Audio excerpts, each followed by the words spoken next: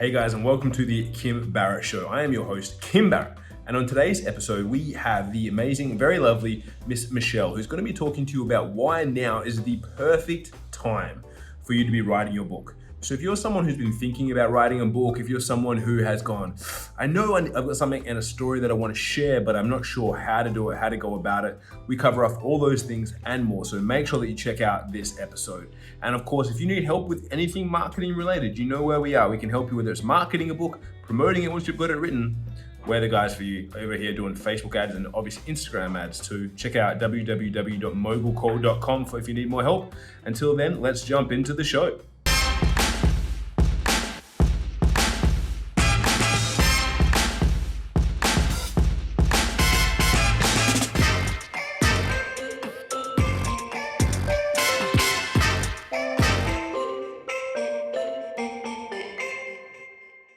Michelle, thank you so much for joining us today. I really appreciate your time.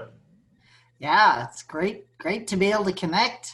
I know from the other side of the world, so it's great to be able to get on and connect. And sometimes, self-isolation has its benefits. We get to connect and have chats like this, so it's always good. Now, I like to ask everyone, Michelle, at the start of my show, a question that if I walked up to you at a party and I said, Michelle, what do you do? Yeah. What's your answer? I'm a book publisher. A book publisher. All right. Yeah. I like it. Tell us more what that is. So that's the bottom line. But, if you wanted the whole elevator speech and the piece that I've massaged over the years, I help people who've had a career full of experience, bring that experience into a message and publish it in a book and promote it so they can move to the next stage of their career. So it really is nonfiction, messaging, very often how-to or self-help kinds of books or instruction books or healing books or something along those lines that help experts get their message out and promote it. That's awesome. And I do want to talk a little bit about that, but I have a few questions. We were kind of chatting before as we're getting all this set up, and you said one thing which really interested me, which was that you've been online pretty much since the internet started, right? You've had an online pretty business. Much. But people hear a book publisher and they're like, how is that an online business? Isn't that kind of physical? Tell us a little bit about when you first started, obviously, coming online from the very beginning of your business.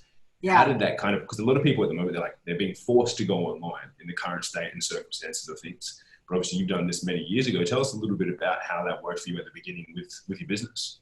Yeah, okay. So I'm old. I've been around for eons and eons. So I had businesses, back in the late 80s. And what I like to say is anyone who complains that they don't know how to run their business online, I ran my first businesses with index cards and ledger sheets, right? Forget about online. We didn't even have computers. And I know that makes me sound really old, and it's because I am, right? I mean, literally we wrote down everything on ledger sheets. So to bring a business online, if you've ever used a computer, most of it. It's a mindset thing. That's all. It's just a shift. It's not that big a deal. We're still connecting. And, most people at this point have used a video call or FaceTime or Facebook video or Skype or something. And so it's not that big of a leap, really, to go to something like Zoom or another online platform. And so the first thing I would just tell people is to breathe, relax, don't panic. You've got this. How I did it, though, was I was in marketing. I was an entrepreneur, and I started teaching marketing to friends and expanding out my entrepreneurial business. Then I published a book about marketing 21 years ago, almost 22 years ago now. And obviously that was before Amazon and Kindle and all of that. But in the process of publishing my book, I learned some of the real ins and outs, like things you don't know, like gutters and how to do a book layout and ISBNs. And so over the years, I have just morphed my marketing business into book publishing using my experience. And that's how most of us build careers. And that's how most of the world's going to come online now, by doing it step by step, learning as we go, not freaking out, right? And so for me, it was kind of a natural progression, but I was online from the very, very beginning. I was really teaching.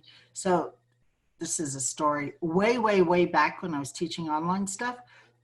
You used to be able to log into an IP address and see how many Coca-Colas there were in a Coke machine at a university across the country, because one of the students had hooked up their Coke machine to the internet, right? And it was like this cool thing I used to teach to show the power of the internet. And this must have been at least 20 years ago or more. I love that. I love that. And I was a bit of a youngster back then, 20 years ago, but I know I was still playing around with bits and pieces. As soon as the internet came out, my dad was a huge advocate of it. So he was like always trying to get me to learn about it, connect it, and jump online and have a look. But I'd love to know your thoughts on it, because I have my own opinion on this as well. But a lot of people go, okay, well, I see people that are writing books now, but if we are all transitioning to online, does book writing still have its place? But then does a physical book have its place, and is it still important with all the digital options we have now? What's your thoughts on that? So my personal thoughts is we're always going to have both. There are people that really like to hold books, read books. I use both. I still buy books, and I use my Kindle and my phone, right? I do all of it. I read books all kinds of ways, but there is something special about holding a book and reading pages and actually flipping the pages and making notes in the book. I think right now, from what I'm hearing from the people I'm online with, is a lot of people are picking up books in their bookshelves and reading them maybe for the first time. So that's kind of cool. The other thing is it's nice to read a book when you're outside. It's harder like with a phone or a Kindle, and the glare and the light and all that. It's nice to just have a physical book and read it. So I think there will always be room for both.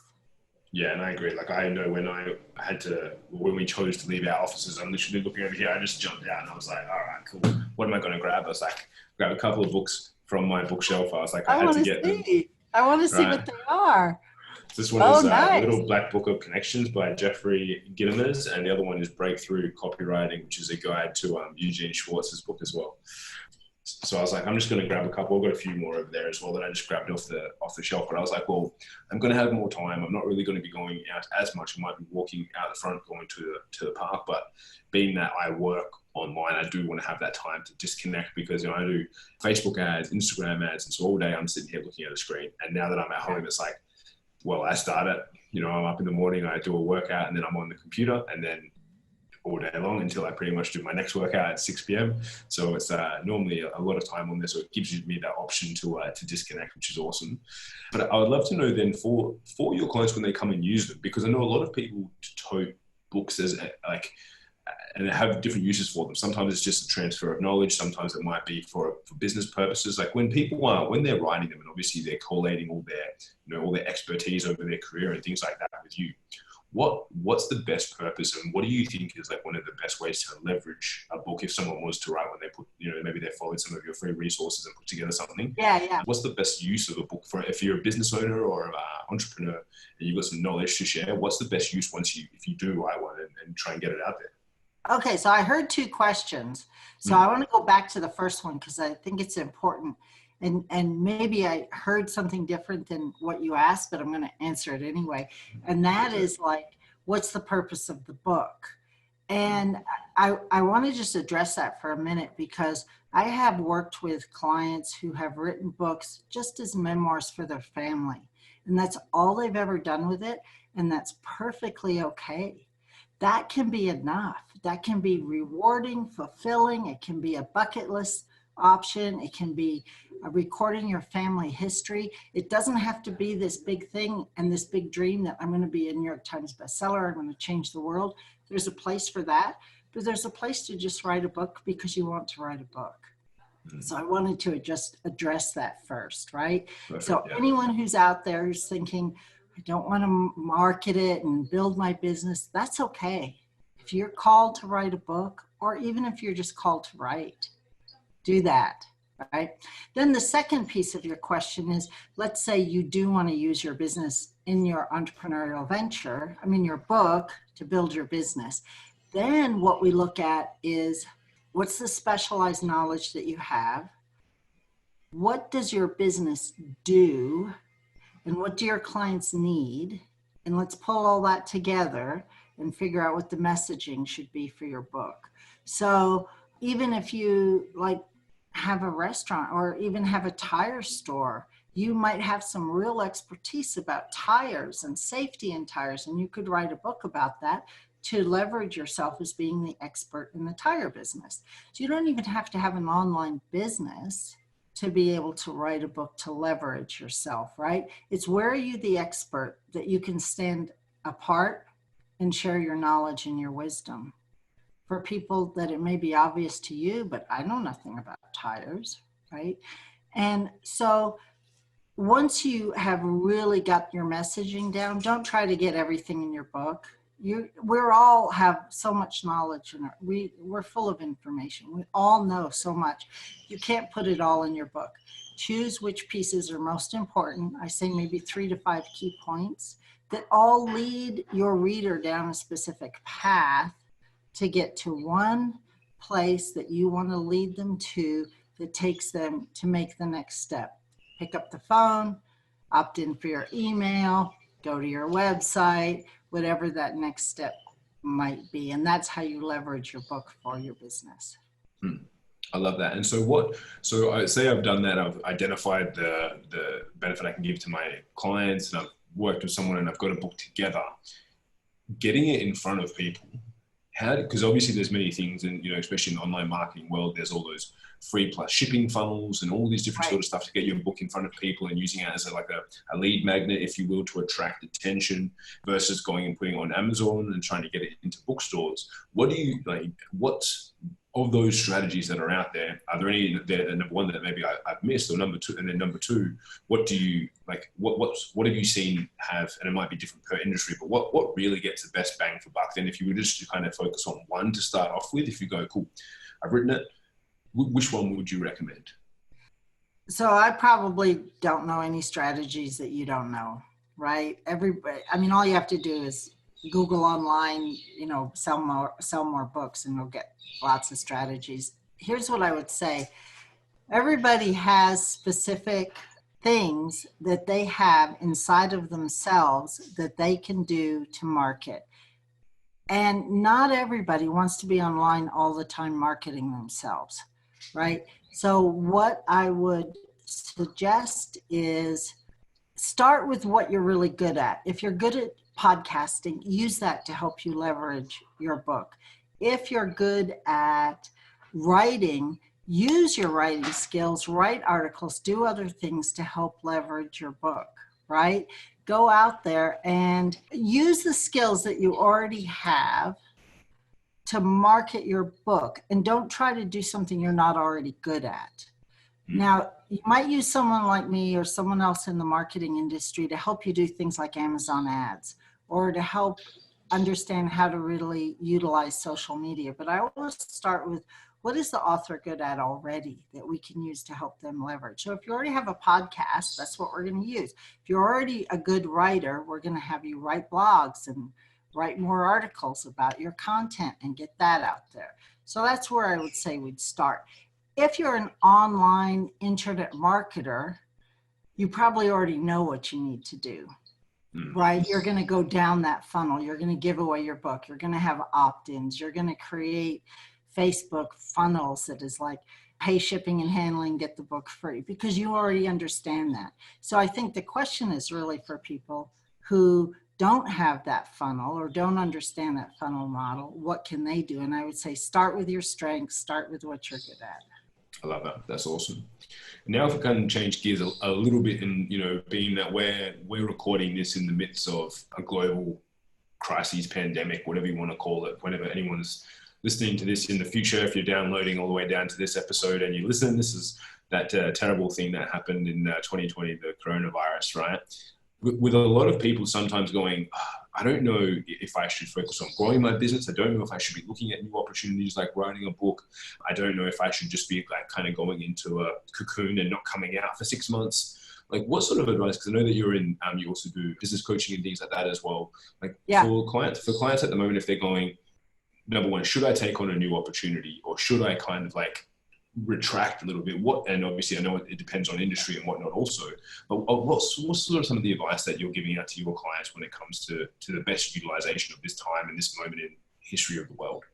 Yeah, so I think we're in a very unique space that I'm not sure any of us really knows where we're going to be in a couple of years from now, right? I mean, if they're saying that this is going to go in and out for maybe a year, that I don't know about in Australia, but here in the US, they're saying there may be outbreaks, right? Are women going to go back to nail salons? I don't know, right?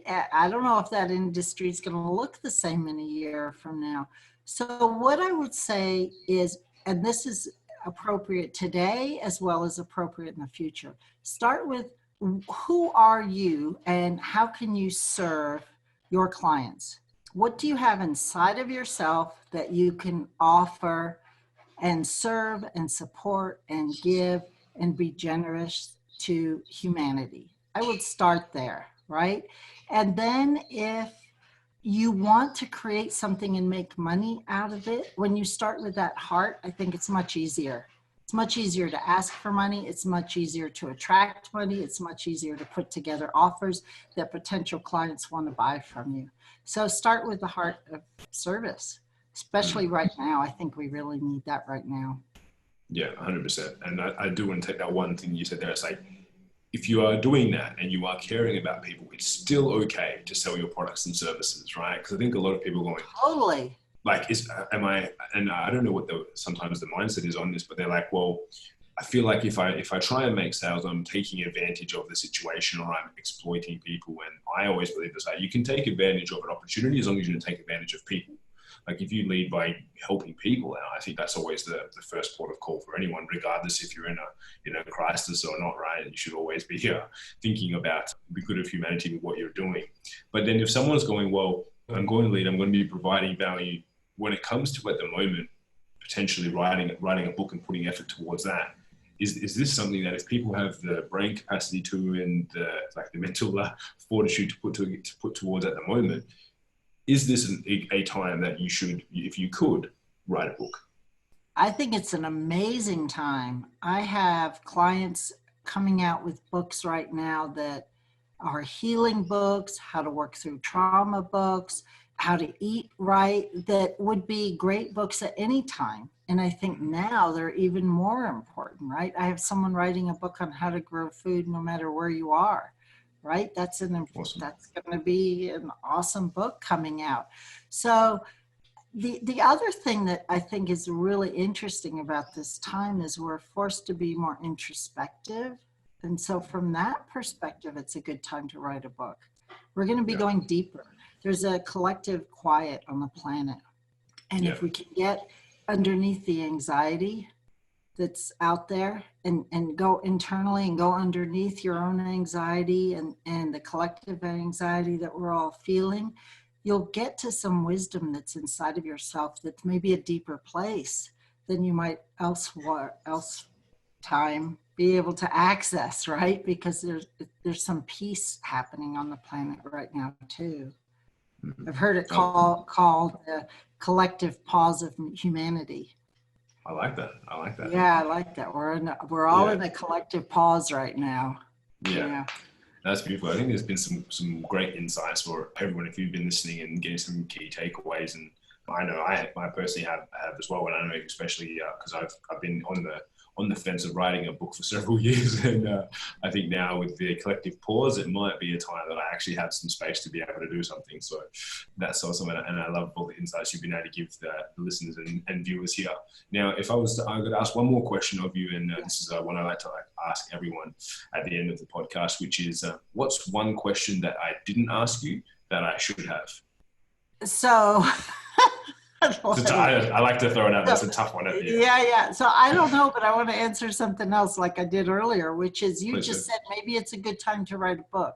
I'm going to say that because there's no excuses right now, not for you specifically, but for anyone listening and watching, there's no real excuses about I don't have time anymore, right? We've all saved time from driving. We've all saved time from having to leave the house because we're all like at home. There's no excuses for, well, I'm too distracted with my child's homework, or I'm too distracted with this or that. And so what's going to happen is people's like fears are going to come up, I think, because you got to hit it head on. Okay, now if I'm not writing and there's no excuses left, what's really going on? And so I just encourage everybody to go through that internally, to allow whatever comes up to come up and just know that it's okay, and write anyway. Just write right through it. Yeah, I love it. That's perfect. So again, I thank you so much for giving me your time and joining me from the other side of the world. So if anyone is interested and they said, look, I loved hearing that, I want to find out more, what's the best place for them to connect with you and to find out more about what you do? Yeah, so it's GracePoint Publishing.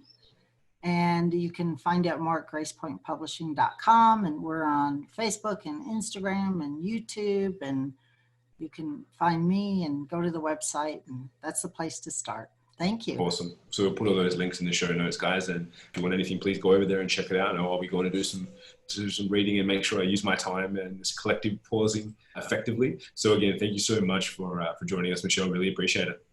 Thank you. Cheers.